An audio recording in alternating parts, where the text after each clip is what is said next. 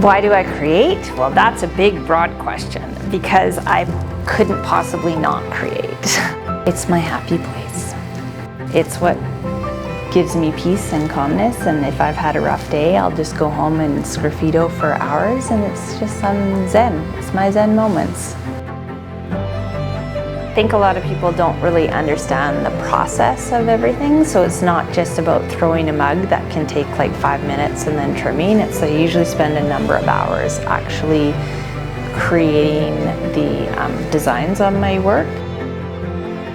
I love being involved with the art market because it has allowed me to bring my work to a larger audience, and I like to be accessible to all walks of life, not just patrons of the art. You will see Kerry at Art Market this year live throwing pottery and also sgraffito in her booth and in our pre-function space, so you can come down and ask her all kinds of questions and actually see the magic for yourself.